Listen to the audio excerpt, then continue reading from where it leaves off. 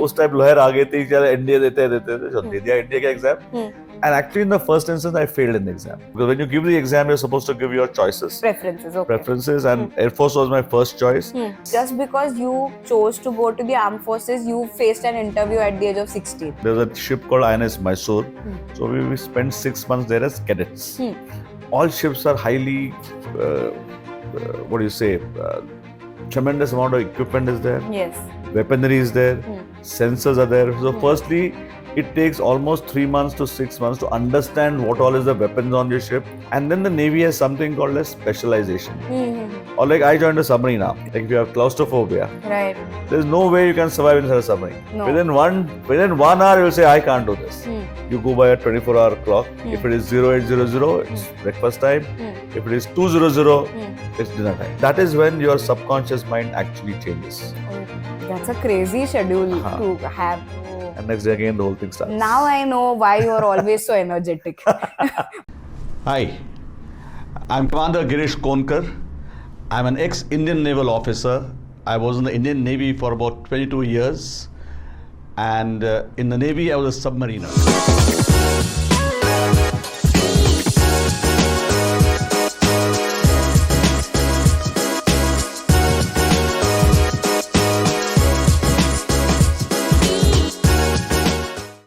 Hello, welcome to the Commander's Compass. We have with us Commander Girish Konkar. He's a retired Indian Naval Services officer. And in this series, we are going to have deep, in-depth conversations with him about his time in the Navy, some advice for youngsters who wish to join the Navy or the armed forces in general, and how the Indian Naval Forces has put leadership into his everyday skill set and made him a leader in life. Thank you.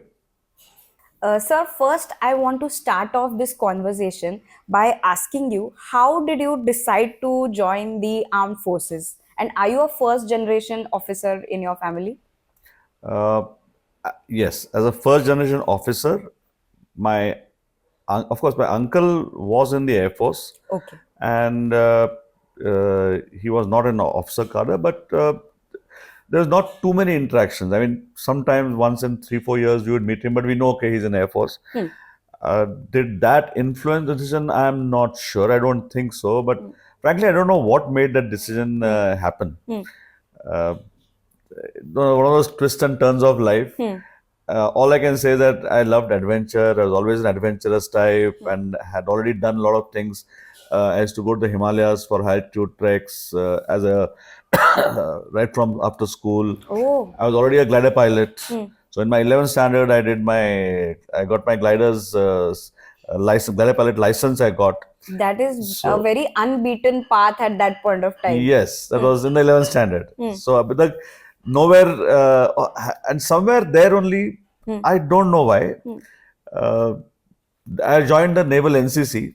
Maybe that had an impact, but I don't remember. Right. Okay, this is the incidence which made me say, okay, let's You can't pinpoint any particular. Correct. So I think as it happens at that time, there are various things which are going on.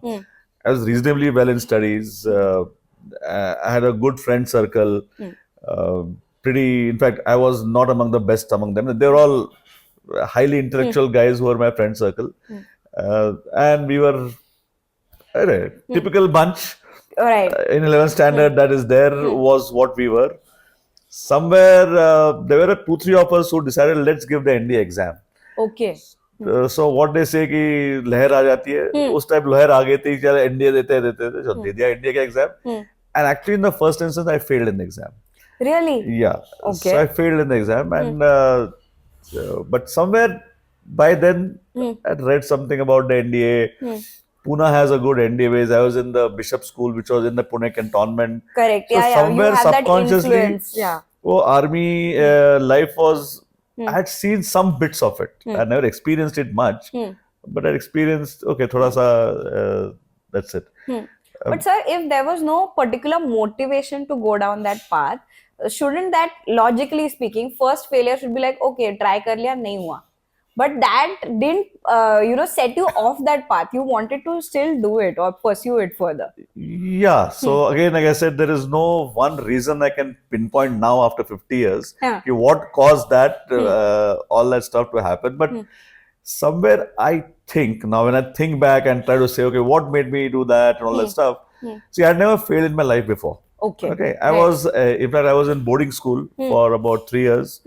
And even as a boarder, I was a decent guy in studies. I may not have been the topper, Yeah.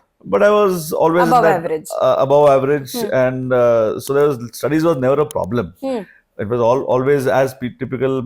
The principal would call my mom every time, parents, and say, if he does little bit more hard work, he'll get, he'll become the top 3 types. Uh-huh. That was never my aim, but I used to always do well. But I never failed. And this was the first failure sort of thing which I experienced in my life, Right. that I failed in the exam. Somewhere I think that definitely was in the back of the mind. One day I felt, you always feel sad a little bit. So one day I felt little bit of sadness कि यार Correct. fail हो गए वगैरह. Then I said, यार, I've never failed in my life before. तो ये पहली बार failure आ गया है, तो फिर से करने में क्या हर्ज है? Correct. And I said, now I analyze myself. Why did I fail? What could have been the reasons of failure, etc., etc. And because I had done my studies, it's not that I had not studied, Right. but I realized that at that time I was in my 11th standard, and the syllabus was more of 12th standard. Maybe I felt somewhere इतना पढ़ाई नहीं किया होगा वगैरह वगैरह. ऐसे चलो एक और बार दे देते हैं. And I gave it one more time, and I passed with flying colors. Fantastic. So in fact, there were 2 of us. I remember I was there, and one more friend of mine was there, just opposite building, and we used to study together, and we were always playing together since childhood. And he had passed the first time, but his parents didn't allow him to go. Oh, So in yes, fact, that's an issue for many people. he was sad. Ki, yaar, I passed, and my parents will not let me go for the SSB also. Forget anything, joining, but they will not let him go to the SSB also. Which is just the next level. It's not even And guaranteed. Not even guaranteed. And he had, in fact, there were 3 brothers, and I'm the only child. And here's my mother is saying, no, go. My father is saying, go. You want to do something, you go. Your choice. Yeah. That's good, yeah. So चलो देने में कोई हर्ज नहीं है. Correct. And I gave it. Then to naval NCC, we used to get some exposure to the naval life. But I was an Air Force cadet. Okay. So I had given the because when you give the exam, you're supposed to give your choices. Preferences. Okay. Preferences, and Air Force was my first choice. Now, why Air Force first choice? Probably because I was already a glider pilot. Huh. So that became influence Default on me setting. somewhere. Yeah. That because my instructors at the Glider Pilot Academy were Air Force officers. So somewhere the way when you look at them, smart turnout, smart guys, everything. And then that uncle as well, subconsciously. And somewhere subconsciously, all these was sort of coming together, and said, okay. So I gave Air Force my first choice, then I gave a Navy my second choice, then I gave my Army as the third choice. And that's how NDA happened. Okay. So you passed the exam, and now you're going in for your SSB. So what was that SSB experience like? Okay.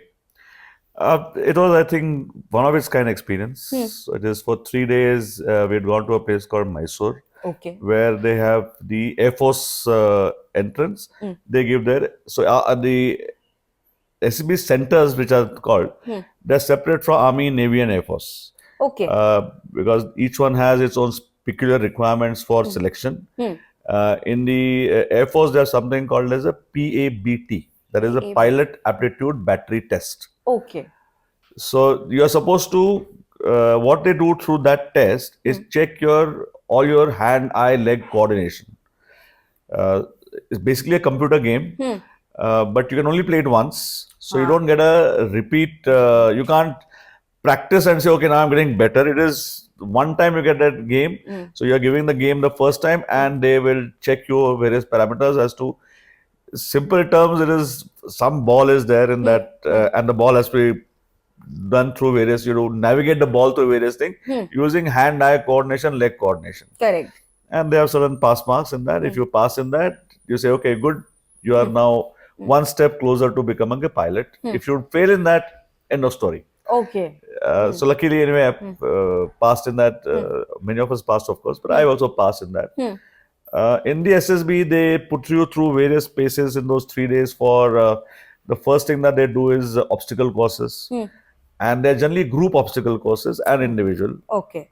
So group So your meaning, teamwork also so comes they into test play. your teamwork, they test your leadership, and they have some 3-4 people who are instructors who are always watching you and sort of grading you as to how good are you, or did you take charge or not take charge. Uh, could you handle the group of youngsters that are there, Practically strangers. practically strangers? So all that is being sort of evaluated.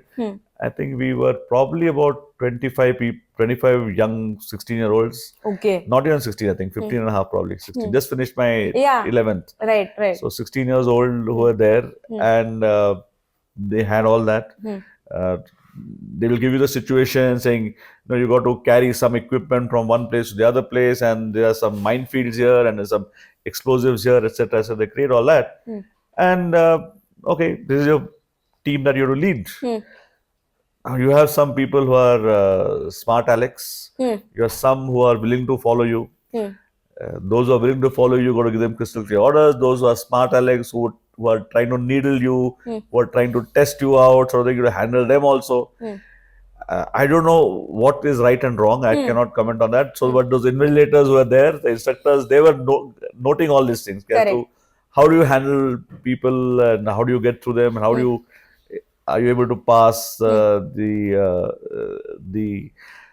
So really, in a way, they are testing you out in a very natural way. Correct. You cannot fake it. Yeah. Right? Whatever is your character, nature, that is just going to show. So maybe the first 1 hour you're trying to put your best foot forward. But once the sun comes up, once you're thirsty, once everybody is thirsty, you cannot hide your true self. True. And you have to go on till I think lunch or post lunch also wish to do that. You can't hide. So no amount of theoretical training can help you. It is your attitude which starts to come out. And like they say, it is you test for attitude. Knowledge skill is very easy. It is your attitude that matters.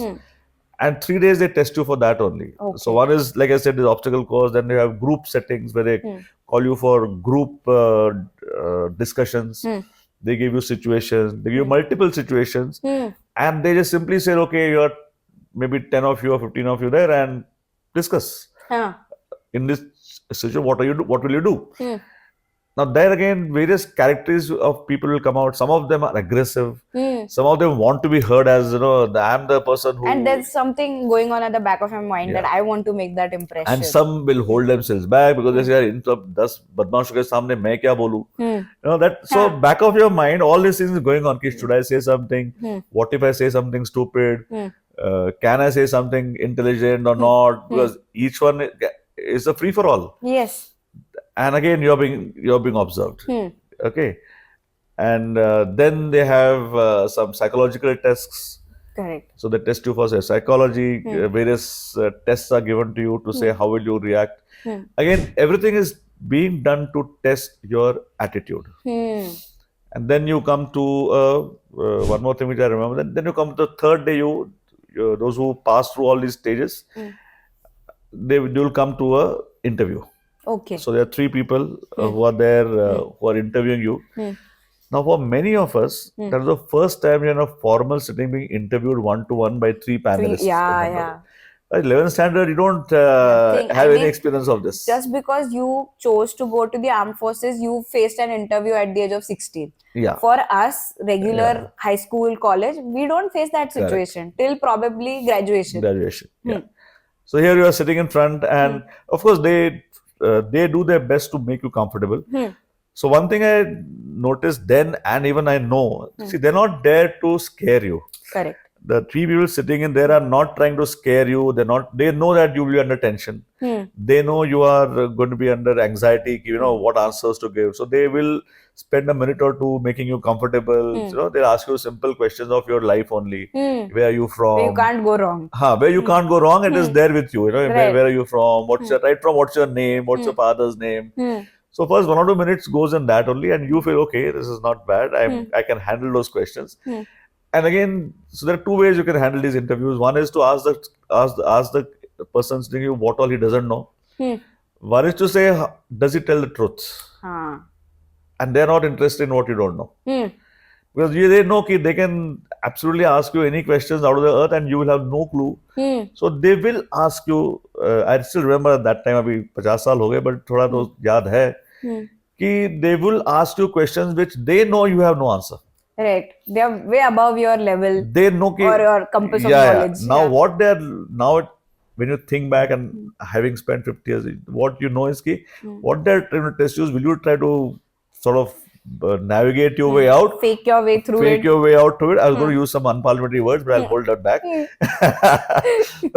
You'll try to fake your way through it, or will you say, okay, sir, I don't know. Correct. Now, I think there are many questions which I had no answers. The first time I'm hearing all it. You had done a lot of preparation. You had gone through those Bandorama general knowledge books and all that. Right. You tried to rectify what all you could, who's prime minister Dates, here, president here, what date. You tried all that stuff, okay? But he still asks you something which you have never heard of. Now, what do? Do you try to find out some answers, or do you come out with some, sorry, sir, I don't know. And if they ask you 10 questions, or you have no answers, you start getting, start wondering here. Yeah. You're failing in your interview. Yeah. You start sweating. All that goes on, because you have no answers to give. I mean, you're wondering, should I try to fake my way through it, or should I get it? Accept it. And I'm sure some of the children would have tried to fake your way through it. And I suppose they didn't get selected. Because that's the purpose of it, not to find out what you know, but how will you take on questions? How you react How do you react to questions for which you have no answers? So they'll ask you some simple questions for which they know you have the answer. Simple thing like, who's the Prime Minister of India today? Who's the Defense Minister? Who's the Finance Secretary? Who's this Secretary? Now, you don't expect to know who's the Defense Secretary. Right. Right. Up to the minister's level, that's no, but fine. रट्टा लगा है ना. मनोरमा पढ़ा है पूरा. So logically, many of us will remember. Some of us, who's the agriculture secretary? Do you know? I have no clue. Yeah. So you got to acknowledge that. So some people will say, yeah, that means you're not studied. Some people will say, sir, I don't know. Then they'll guide you also. Say, so what will you do if you don't know? The expected answer is, I'll find out. Yeah. Okay, you'll find out. Okay, where will you find this answer? How will you find it? So they're trying to probe, are you having an attitude to say, I don't know the answer. I will try and find out through different methods. So can you make out? So they're just trying to test your skills at how do you navigate without faking it. And I suppose I passed on all that, and therefore I got selected. So you got selected in the Air Force. I was an Air Force cadet. And then you went to the NDA. I went to the NDA. So how was your experience in the NDA? That was for your graduation. Yeah, so 3 years in the National Defense Academy, NDA Khadakwasla, which is at Pune. I would rate it among the best institutes that is there in the country, maybe the world. It's definitely amazing a place. Very magnificent. Very, when you go there, you feel you come somewhere. All the hard work that you've put in, whatever has gone in, and the day one that you land up in the National Defense Academy, then you get allotted to a squadron. So they are those days they had 12 squadrons. Now I think they have 16 squadrons. I think now, and you get to a squadron, and you're a youngster there. You're junior most. You don't know what is there, all that happening. You find people running around here, there, and you're those lost souls. Generally, you meet your first. So we are there were about 25 of us. So all 25, typically long hair, bell-bottom pants. In those days, Yeah. So bell-bottom pants and all that stuff. You come with a trunk full of stuff, and day one, some senior cadet will sort of take charge of you, and you realize, okay, some appointment is there. So they have appointment. Like in school, you have prefects. Right. That in NDA, you have appointment. So he will sort of brief you. Day one goes off reasonably well. Okay, not much of. Then the commandant gives you a lecture to say, in front of you, I see generals, future generals. So you feel, I'll see, and that's your day one. And then they take you to the barber shop. Yeah. Okay, and there you'll find everybody's hair gets chopped off. And you look at each other and you say, no, you all look same now. You can't make out, 10 people hai, koi aur banda tha. And each one also, I remember now when we went there, we had some airs.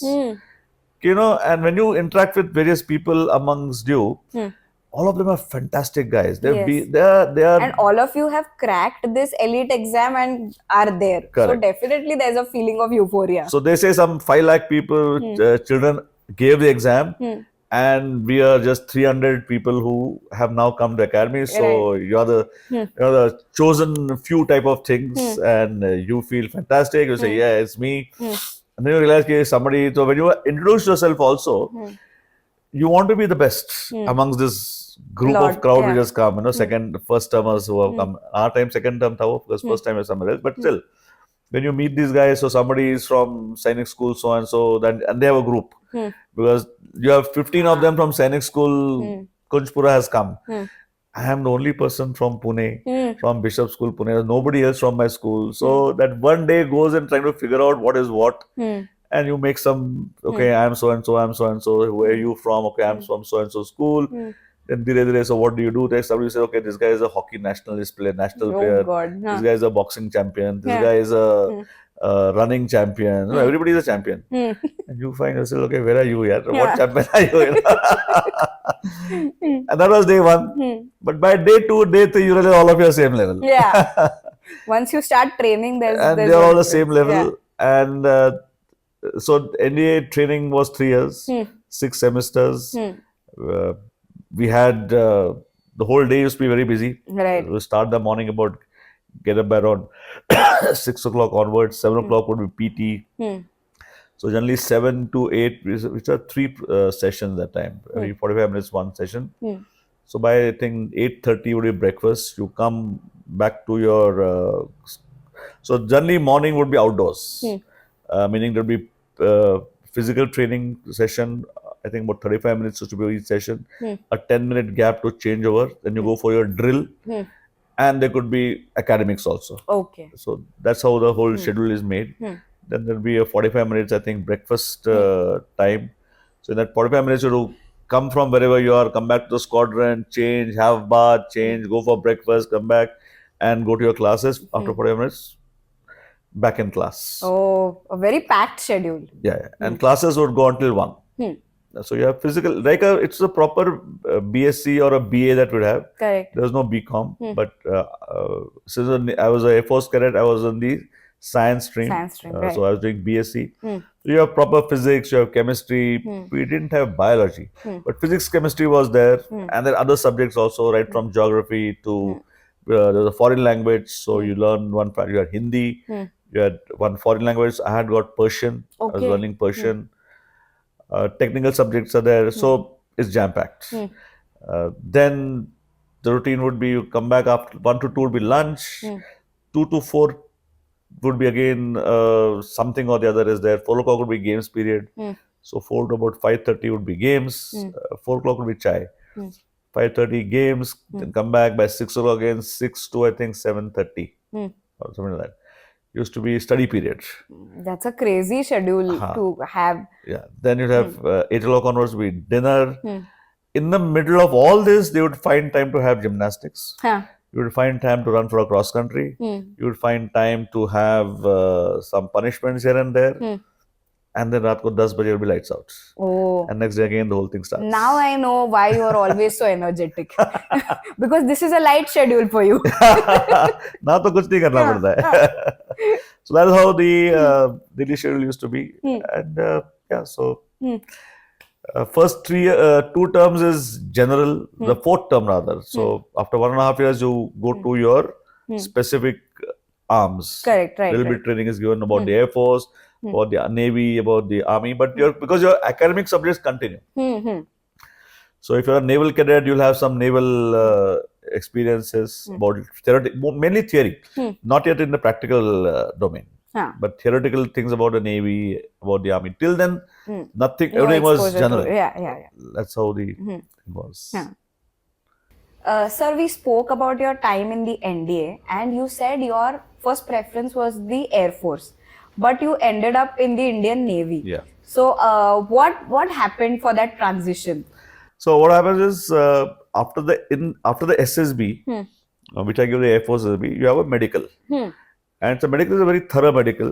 So the Air Force medical is supposed to be the toughest medical. They test you for all your parameters, everything. I had cleared in that medical, but somewhere what they do is they give you some leeway because you're still 16, so Okay. you're still evolving, right? So one of the criteria, even though I had cleared my medicals, etc., they have a re-medical for everybody of the Air Force medical in the 4th term. Okay. Okay. Now, in that Air Force medical, what they realized is my leg length. They have a minimum criteria for leg length because when you sit in the aircraft, you should be able to press the rudders fully, etc. Yes. That's the logic. And mine was just exact. So then they said no, because of the modern high performance aircraft coming in, etc., etc. So I was sent to Bangalore for my medical again. And there they did some various tests and they said, look, it is touch and go. If you can shift, you can shift now, and better to shift now rather than go to the Air Force Academy, fly the aircrafts, and then you find because my leg would get locked. So this gets locked. Right. Now, I suppose the reaction time, so there should be some bend over here. Yes. If it's 100%. fully locked, that means you're fully extended and it's not going to be released. No. And And there'll always be a those- shock when I you suppose release in it. those super high performance aircraft which are coming in, then you have the Jaguar coming in, etc. Even this delay, they were of the opinion that could be. We can have that. Yeah, I mean, why understand that time get grounded then? Because Correct. if you can't do that, then you go into the next stage. So they were. You were just 17, 18 that time. You really didn't. As a ठीक Air Force, Navy join करते हैं. I mean, I didn't really feel that. I said, ठीक है, what's the next? So my next choice was Navy. And therefore, in my 6th term, I got allotted to Navy, and I Okay. became a naval cadet. So how did you finish your training for the Navy? So after passing out of National Defence Academy, we come to what is called as there's a ship called INS Mysore. So we spent 6 months there as cadets. So now you get sort of more on-job training on the ship. Then you become what is called, after 6 months you become a midshipman. Okay. That's a rank in the Navy before you get commissioned as an officer. And as a midshipman, all of us, we were 60 of us, there were 3 ships which are called as the midshipman training ships. So we could be posted there on those training ships for 6 months. Ships would sail, so you're getting on-job training. They would have regular training classes. You're learning more about the Navy, the whole naval ship handling. We call it ship handling, about working at the sea and naval structures. It's quite a big subject. So it's a full internship you're doing It's a on full the job. internship that you're doing on job for 6 months. That means 1 year after NDA. And then you get commissioned as an officer. Okay. That is how the thing is. And then what the Navy does is, after you're commissioned as an officer, they send you for 1 year to various training schools of the Indian Navy. There are various schools. Most of them are in Cochin. There is one at INS Shivaji, which is the engineering college. There is one in Jamnagar, Valsura, which is the electrical engineering college. Then you have some in Mumbai. Mumbai, you have the logistics college. So you spend there for one month sort of a engagement, which is again training. Right. But Classroom you sessions. get used to each of these stations, Yes. basically. So not just stations, the entire like marine engineering. It's a full topic in itself. So about 1.5 months you spend in INS Shivaji, learning about what marine engineering is, what are the peculiarities of marine engineering. Then 1.5 months maybe in Jamnagar, INS Valsura, which is electrical engineering college. So they give you a whole lot of information about electrical engineering. So by the time you finish this 1 year of courses, you are super qualified in the Navy itself. Basic qualification of Navy Correct. itself. Right. Then after that, they will post you in ships, where you do what is called as watchkeeping. Okay. So roughly about 6 months to 1 year, the officer will spend on the ship. Now he's an officer posted on the ship. He's given responsibilities, basic responsibilities. Right. He's under training of all the other officers of the ship in various departments, and they have various classes in the ships itself. But by the time you finish that 6 months to 1 year, it's a very subjective time frame. Right. The commanding officer of the ship will then award you something called as a watchkeeping certificate. Okay. Only after you get that watchkeeping certificate are you allowed to now independently take charge of a ship. Oh, okay. As an officer. Till then you are an understudy. Till then you are still a learning. Till then you always have somebody over you who will keep telling you, Right, guide your you, assigned work. guide you, coach you, mentor you in what's to be done. That's how the training Okay, is. so what was your experience like for the first time when you were on a ship, especially a naval ship? It's not a cruise, it's a job that you're Yeah. on. So what is that life like? How do you stay there? And So in a ship, firstly, they are highly compact ships, though yeah, they're compared warships, so to some ships are very compact. Some ships have some luxurious space. If you're an aircraft carrier, you have some luxurious space. If you're on a big destroyer, you'll have some luxurious space. But all ships are highly, what do you say? Tremendous amount of equipment is there. yes. Weaponry is there, sensors are there. So, firstly, it takes almost 3 months to 6 months to understand what all is the weapons on your ship, Oh. understand them thoroughly, what all the sensors there on the ship, how are they integrated.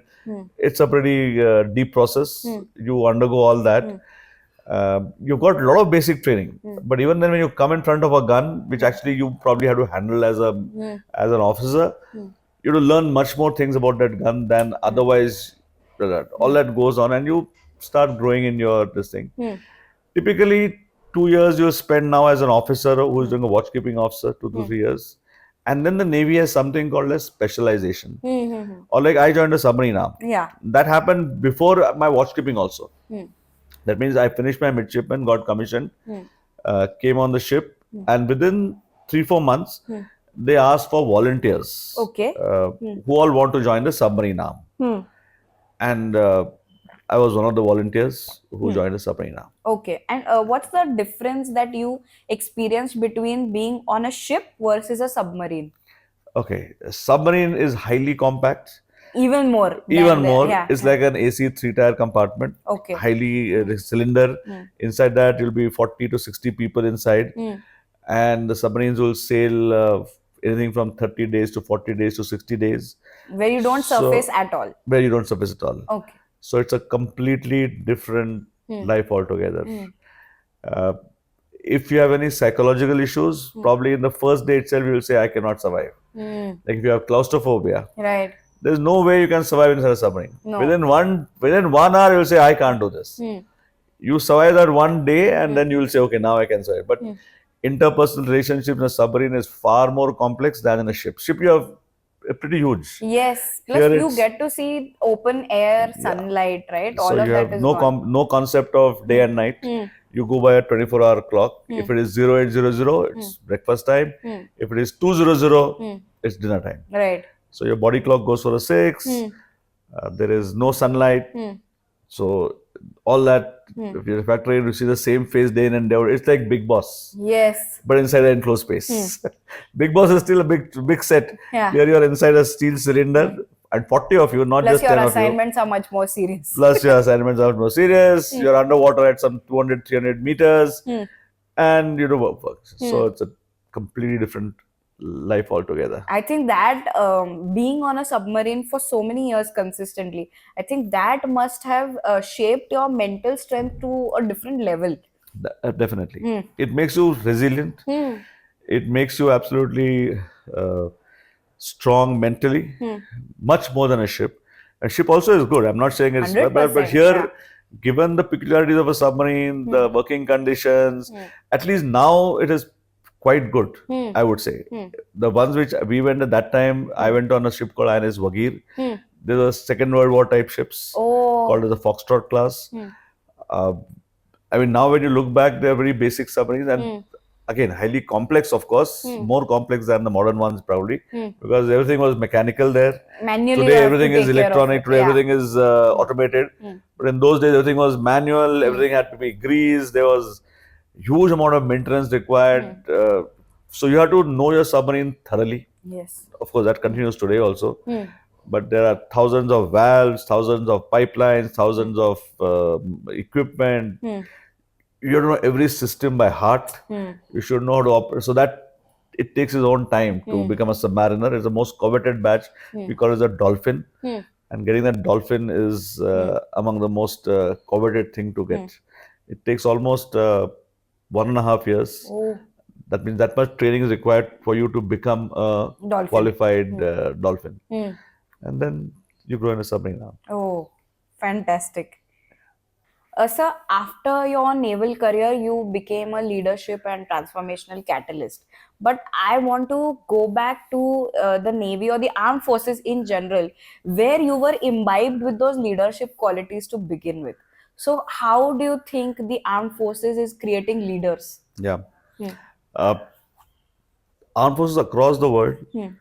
uh, creation of leadership qualities is done through what is called as experiential learning. Okay. It is not so much by giving any lectures or any classroom sessions about leadership. Hmm. It is more about putting things into practice, Hmm. doing something and learning through that doing, Hmm. because then that is when your subconscious mind actually changes. Okay. Reading a book has never created leaders. Hmm. I'd like to believe that. I mean, one odd exception could be there. By Yes. book kitab padha or Hmm. I imbibe these, but that's a rare recipe. But 99.9% we imbibe all leadership qualities By through doing. doing it. Hmm. NDA was about doing everything, and one of the best methods to learn leadership qualities is through sports. Oh. That is the best. Hmm. Attitude is worked because in sports you have to do whatever. There will be 50 different qualities of leadership. Hmm. You'll find sports will throw up all those qualities in the person. Hmm. For example, another example is I was in the bishop school and we used to have boxing. Hmm. In India, you have all sports are compulsory. Okay. You have 6 strings, meaning the who are the good guys will be in the top number 1 string. Those who never done that in their life would be in number 6 string. Okay. But you have to take part in all the sports. Yeah, there's no choice. There's no choice. Maximum choice that maybe are you in the 6th string or the 2nd string or the 3rd string. Right. That's it. Otherwise, you're in the whole academy, 1,800 people will take part in sports. Now, let's say things like boxing. What does boxing teach you? It teaches you resilience.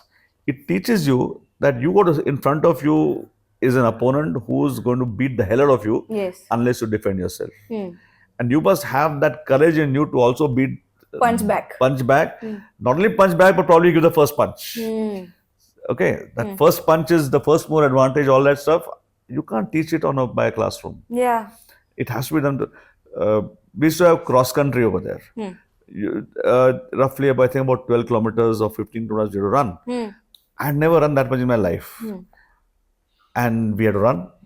Now, what is that teaching you? It is teaching you things like willpower. Now, all that you have become because the squadron is saying we want to come first. Every squadron is competing against each other. So it's not that here if you want to run, you run. No. Everybody has to run and run fast so that our squadron comes first. Of course, everybody can't come first. No, but you so that give again it your teaches you. best. That again teaches you that if you lose, you again stand up and win next time. Yes. Try to win next time. Do your best to win next time. Now, all this is going on for 3 years subconsciously. Every leadership aspect is somewhere or the other, it's introducing you how do you handle failure. That failure is not the end. Yes. You must learn to get up next day again and take on life again head on. And this you learned continuously for 3 years without anybody saying, okay, now you learned this. Now, okay, now I taught you willpower, tick mark. Okay, now I've taught you resilience, tick mark. Now I've taught you about vision. No, I taught you about communication. Communication is not a skill. It is more about the attitude. Do you communicate with your team? How do you learn that? They didn't go through a blackboard or a PowerPoint to tell you about communication. You have a squadron, you have inter-squadron competitions, you have something called a Josh run, where you run for about 70 kilometers with backpacks, etc. How do you communicate with your team? Right. If you don't communicate, the team fails. If you communicate well, and that you are learning subconsciously, continuously. So there's no tick mark, okay, now you've done a program on communication. Okay, Yes, what next? No. Your first certificate for communication. Now advanced. For 3 years, you continuously learn various things, continuously going on. How do you listen? Right.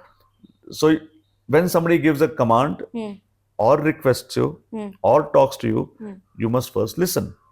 Then take action. If all of you talk together, then you'll never get along.